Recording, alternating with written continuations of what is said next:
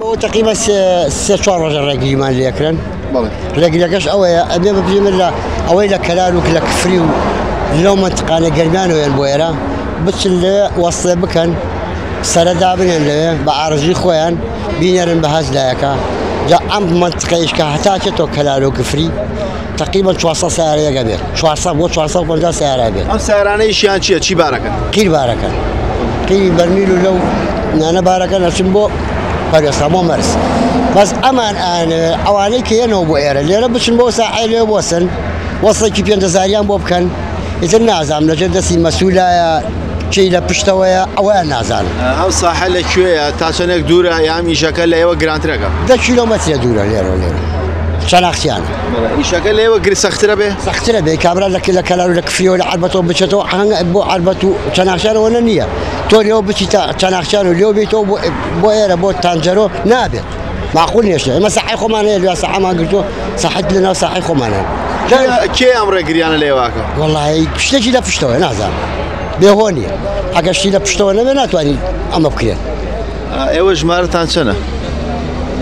أوي عربت 150 سعر به. بيرجع كلارو كفري أوانه. بوانا وشتا شو أصلا سعره.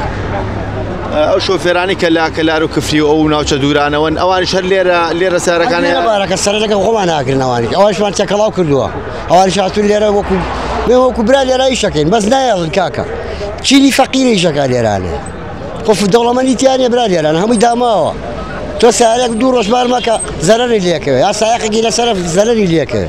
بوشي رجلي كان للشوفيري بالهرجركري. لا بر أوقات يا كلاي إذا كلاي الشيء جيت يا كلاي كانوا باركي. أيش قوس نو بيخو. بس بباركي. دوا كاري تانشي. دوا كاري ما أنا هو وازن مسألة بين لباو خلق إيش يخوي كاتو كسبات يخوي كا. أي أجري جوابنا دانا ويدا وكاري كان تان هلوس تانشي بيو. والله ترى هلوس جيت ما هبيت. بهلوس نابين. معمل جيلة تناقشان معمل جيلة تناقشان دروس بوا باشا دو مندوبي هي نازين بناوتشيو إيشا كانوا دو موظفين عندنا ولا ريباني خلان وصلك كامبي نازين أم وصله هيك شيء كارويد وصلك بوا بريد وصلك تهاتي أم وصلت النازين أي بار اللي ما سنن دواي لما لا في سكان أي بار اللي كومبانيا كان سنن نازين أما دوش أبي ليرو بطالية ما بتشين بوش ناقشيان سعر كان مال ليرو وبطالية عربت بين لسناقشيان جراجي كيلي ولي داينين تاسر ماني وليو بحساب وان بن بمندوبي يمو بما نيرن ببار أي بو عربت معنا نيرن بوش ناقشيان معنا نيرن باركين يما قايل بمشتنين يما إيشي خومان هبوه جراجي خومان هي العربته حكومة هالجراجي بو يما داني أي خين أسر شاومان نامانيت بتشيل سناقشيان يا مندوبي خومانية مندوب مان هبو تايسا رجلي لا واكري باركان تام باركن بالله لا تشن لا باني خلان دو أنا مندوبي ليه كان عفرتي كان بياوكا